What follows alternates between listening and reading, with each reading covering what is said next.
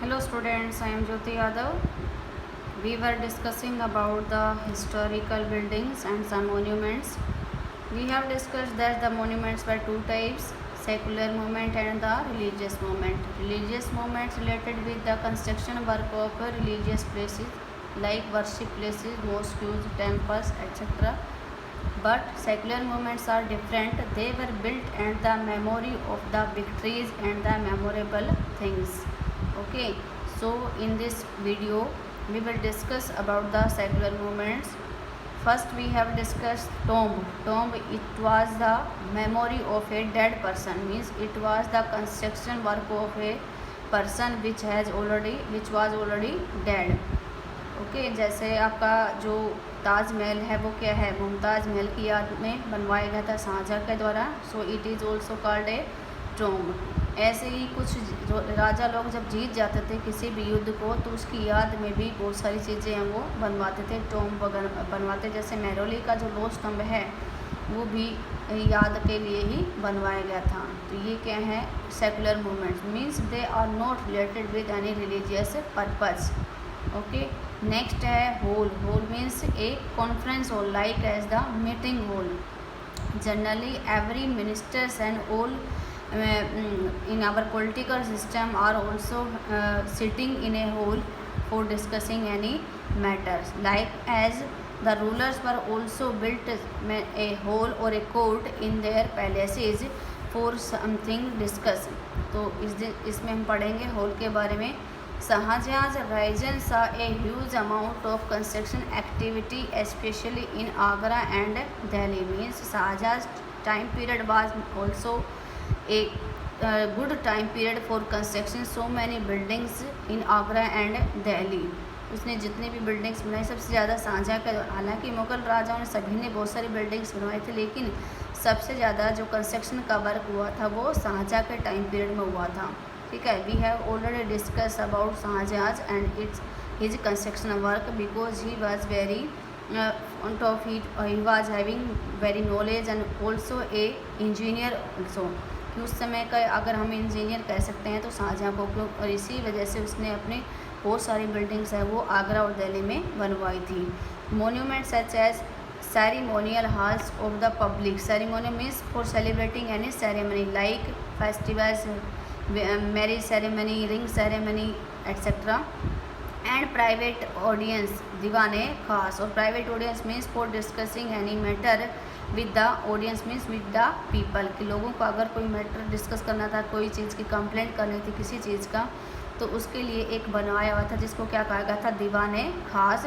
Were carefully plan and they were also built in with a good planning. ठीक है, these were placed within a large courtyard. एक बहुत बड़ा दरबार उसके लिए छोड़ा जाता था.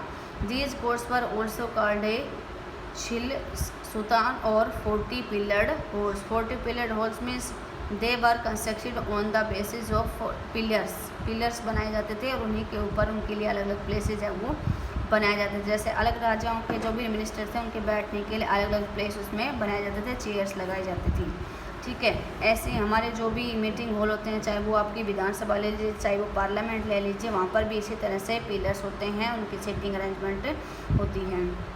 During his reign audience halls were specially constructed and design to look like a mosque. और उसी के टाइम पीरियड में जितनी भी मॉस्क्यूज थी वो उनका भी कंस्ट्रक्शन वर्क इसी पिलर बेस पे ही किया गया था. जिस पिलर बेस से आज हम अपने मकान बना रहे हैं ये पिलर सिस्टम. मॉस्क्यूज में अगर आपने देखा हो तो इसी तरह से मॉस्क्यू भी बने होते हैं पिलर स्पेस पर. The pedestal on which his throne was placed was frequently called as the qibla, the direction faced by Muslims at prayer. और इस किबला जो मेन इसका पेडेस्टल होता था, जो मेन बेस होता था इसका, ठीक है, जो राजा का सिंह वगैरह होता था, थ्रोन जो सिंहासन होता था उसको रखा जाता था बीच में और उसको क्या कहता था, किबला. और उसको उसी डायरेक्शन में रखा जाता था जिस डायरेक्शन में वो भगवान को मानते थे. जैसे हम लोग पूजा करते हैं तो पूछते हैं ना कि किधर मंदिर का मुंह होना चाहिए, किधर दीपक का मुंह होना चाहिए. तो इस तरह से उनका जो धार्मिक जो प्लेस है वो कहाँ पर है, मक्का और मदीना. तो वो जिस डायरेक्शन में उसी डायरेक्शन में राजा लोग अपने ताज को उसमें रखते थे, ठीक है। And because everybody face that direction when the court was in session, और इसका रीज़न ये था because everybody bow that throne and the deity which was directed in that place in the court. These architectural features suggest the idea of the king as a representative of God on earth, और इससे ये पता चलता है कि at that time the kings were presented on the representative of the God on the earth, कि उस समय राजा को भगवान का एक प्रतिनिधित्व माना जाता था, कि भगवान के बराबर में ही उसके सिंहासन को, उसकी जो ताज था उसको रखा जाता था, तो यही माना जाता था कि ये भी भगवान के समान ही है। The construction of Shahjahan's audience are meant to communicate that the justice of the king would treat everyone as equals, creating a world where all could live together with peace and harmony। और ये जो audience hall बनाया जाता था, इसका meaning यही था कि the king was also believed in the justice, कि राजा भी क्या है, जस्टिस में विश्वास रखता था, like as the god, because he was also representative of the god by the people. इसलिए वहाँ पर हर लोग अपने together with peace and harmony आपस में एक दूसरे को इक्वलिटी का ट्रीट करें और वहाँ पर आकर अपनी बात को रख सकें। The connection between royal justice and the royal court was highlighted by Shahjahan in his newly constructed court in the red fort at Delhi, ठीक है। तो यहाँ पर एक क्वेश्चन आता है, who built the red court in Delhi? Answer is Shahjahan.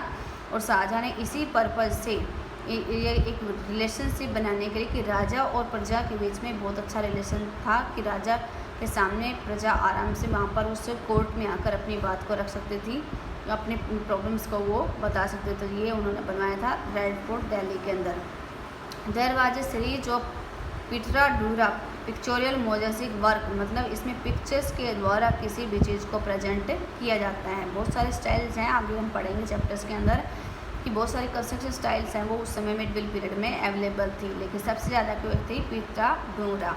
ये एक ऐसी स्टाइल होती है जिसमें पिक्चर्स के द्वारा हम किसी चीज़ को प्रेजेंट करते हैं। जैसे हमें एक ड्रामा को प्ले करना है, लेकिन उस प्ले में हम क्या करते हैं, या तो हम बोलेंगे या हम उसको लिखेंगे, लेकिन इसमें क्या होता है, ना बोलना होता ना लिखना होता, केवल पिक्चर्स के द्वारा हम उसको प्रेजेंट करते हैं। जनरली हम किसी देवी देवताओं के मंदिर में जाते हैं, जैसे कान्हा जी का है, शिव जी का है, तो कान्हा जी की अलग अलग एक्टिविटीज़ को पिक्चर्स के द्वारा शो किया जाता है कि वहाँ पर वो खेल रहे हैं, वहाँ पर वो माखन खा रहे हैं, ठीक है। तो इससे हमारी सारी स्टोरी उसके सामने आ जाती है कि उसका बचपन कैसा था। तो ये ऐसी ही स्टाइल थी पिक्टोरा या पिक्चोरियल मोजेसिक वर्क। और ये किस पर शो किया जाता था?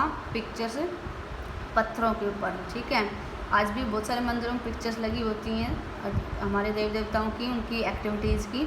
Piece behind the empress throne that portrayed the legendary Greek god और फाइनस प्लेइंग द, और इसमें क्या है, भगवान की इस सिंहासन के पीछे लगाया जाता था इसको, और इसमें ग्रीक के भगवान और फेसिस नाम का था, जहाँ पर वो क्या बना रहे थे, बांसुरी को बजाते हुए दिखाई दे दिया। जैसे किसी और, अगर हिंदू है तो उसके अकॉर्डिंग देवी देवताओं को दिखा दिया, अगर मुस्लिम है तो उसके अकॉर्डिंग, अगर क्रिश्चियन है तो उसी के अकॉर्डिंग, लेकिन उस राजा के सिंहासन के पीछे इस तरह से पिक्चर्स को वो लगाते थे। इट वॉज एज्यूम्ड दैट और फेजेस म्यूजिक कुड काम वायलेंट बीस्ट अंटिल दे को एग्जिस्टेड टुगेदर पीसफुली, और इसी से पता चलता था कि इसका जो म्यूजिक था और फेजेस का जो म्यूजिक था वो काफ़ी वायलेंटली, मतलब बहुत ही अच्छा लगता था मन को सुनने के लिए, शांति प्रदान करता था राजा को, जब वो किसी काम काज में व्यस्त होने के बाद अपने पैलेस में आते थे, अपने बेडरूम्स में आते थे। तो इसलिए उसको ये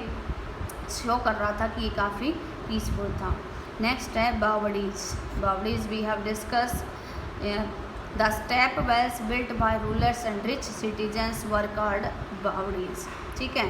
कि जो भी रूलर्स होते थे और जो ज़्यादा पैसे वाले लोग होते, जैसे जो हमारे स्विमिंग पूल होते हैं सेम ऐसे ही होते हैं कि स्विमिंग पूल की जो गहराई हो थोड़ी कम होती है, लेकिन जो बावड़ीज की थी वो गहराई बहुत ही ज़्यादा होती थी, बहुत अंदर तक उसको खुदाई की जाती थी, उसके अंदर सीढ़ियाँ लगाई जाती थी और नहाने के लिए उसमें पानी छोड़ा जाता था। These steppers consist of a flight of steps led to underground shelters which were built around wells to obtain underground water। कहाँ पर बनाई जाती थी? कुओं के आसपास, ताकि जो भी वाटर हो वो इसमें आ सके। These structures can be found in Delhi, Haryana and Gujarat. अगर आपको मौका मिले कभी जाने का, इधर हमारे नीमराना के आसपास एक बावड़ी बनी हुई है, वहाँ जाकर आप उसको देख सकते हो किस तरह से पिक्चर्स होते हैं वो बनाए जाते थे, बिल्डिंग को वो कंस्ट्रक्ट किया जाता था। The baoris of Mehrauli is 3 water wells approach through a single stage. मतलब इसमें 3 कुओं का पानी को जोड़ा गया था एक साथ। जैसे डैम बनाते हैं ऐसे ही पानी को स्टोर करने के लिए वहाँ पर कुओं से उसको जोड़ दिया जाता था कि पानी आता रहे इसमें और स्टोर भी होता रहे। एंड स्टेज और 3 स्टडी स्टेपर्स नेमली अंगल बावली, बावली ऑफ गंडक एंड द बावली ऑफ राजौन। ये 3 नाम हैं, 3 कुओं से जोड़े गए जाने की वजह से इसके 3 नाम रख दिए गए थे। बावड़ी of Rajan is the largest and most ornamented of all the 3 बावड़ीज इन मेहरौली। ये तीनों ही कहाँ पर हैं? मेहरौली के अंदर, ठीक है। और ये सबसे बड़ी है। जैसे एक नदी होती है, एक बड़ी होती है, उसकी छोटी छोटी सहायक नदियाँ होती है, तो ऐसे ये सबसे बड़ी है और उसके बाद ये दोनों छोटी बावड़ी हैं। Agra fort is also called Lal Qila of Agra और फोर्ट आगरा फोर्ट को क्या कहते हैं? आज हम लाल किला देखने के लिए आते हैं। It is very historical important monument. The Agra fort built by Akbar required 2000 stone cutters, 2000 cement and lime makers and 8000 laborers। ये आगरा फोर्ट जो है बनाया गया था किसके द्वारा? अकबर के द्वारा। इसमें इतना सारा मटेरियल और इतने सारे वर्कर्स ने काम किया था। अब इसकी इम्पोर्टेंस पढ़ते हैं कि why the historical monuments are important. We have already discussed that these are the sources of history by which we are getting a lot of information about our past events. So these are very important. Some other importance of these historical monuments we will discuss. First, these monuments show the glory of India. Means how the India was very prosperous and how the India is very beautiful. कि उस समय कितना सुंदर था, आज भी काफ़ी है। ग्लोरी ये हमारी गरिमा को दिखाता है कि कितने सारे राजा लोगों ने यहाँ पर शासन किया था। Second, these are the important and visual source of analyzing the history of India very precisely. Means these are the very important source of history for us. Next, these monuments are part of our cultural heritage and these are also showing our cultural activities. Next, these monuments represent the style of Indian art and culture. Means by these monuments we know about the architecture style of India of at that time and the present time, and so that we can compare the styles. These monuments also playing an important role in the business of India because foreign and Indian visitors have to pay for visiting some monuments which come under ASI। ये हमारा department है, ठीक है, हमारा tourist department है जिसकी वजह से क्या है बहुत सारे टूरिस्ट हमारे देश में आते हैं। And it is presented as a source of income for India, क्योंकि बहुत सारे विजिटर्स आते हैं इंडिया के अंदर ताजमहल को देखने के लिए। so many forts and palaces are here in Rajasthan and other states, and through this we are getting a lot of money from them. Some of the historical monuments connected with religious feelings and some are related with our religious feelings, like at the some famous temples in South India and the mosques also. This there is a map, okay, यहाँ पर India का map दिया हुआ है। आप इस map को आप अच्छे से अपनी बुक में देखकर ड्रॉ करके इसको आप फिल कर सकते हैं कि कौन कौन से हमारे मोन्यूमेंट्स हैं और कौन कौन से हमारी नेचुरल साइट्स हैं जहाँ से हमें काफ़ी इनकम भी होती है और लोग उसको देखने के लिए आते हैं, ठीक है। जैसे सांची स्तूप है, ये बुद्ध लोगों का एक रिलीजियस प्लेस है, काफ़ी फेमस है। जो बुद्ध धर्म को मानने वाले वो भी आते हैं, अदर रिलीजन्स वाले इसको देखने के लिए भी आते हैं। खजुराहो टेम्पल्स हिंदुज़्म और Buddhism, Dilwara temple Jainism, many minutes, Swarna Mandir Sikhism, Ajmer Dargah Muslim and some other monuments. ये सारे मोन्यूमेंट्स इसमें रिलीजियस मोन्यूमेंट्स भी दिखाए गए हैं मोस्टली, क्योंकि ये सारे क्या हैं रिलीजियस पर्पज़ से बनाए गए थे। नेक्स्ट है यहाँ पर आपके क्वेश्चंस दिए हुए हैं इस पिक्चर्स को देखते हुए कि ये painting from the Akbarnama given below which is showing the construction of the water gate at the Agra fort. कि आगरा फोर्ट को बचाने जब कोई राजा पर अटैक कर देते तो फोर्ट के अंदर रहते थे फैमिली और राजा लोग, तो अपने आप को प्रोटेक्शन देने के लिए अकबर ने एक गेट बनवाया था, वाटर गेट, मतलब इससे आगे क्या है पानी छोड़ दिया जाता था कि कोई भी अंदर आ ना सके। तो उसी का ये पिक्चर्स दिया हुआ है। What the labours are doing in this pictures, इसमें लेबर्स क्या कर रही है, दे आर कंस्ट्रक्शन देम।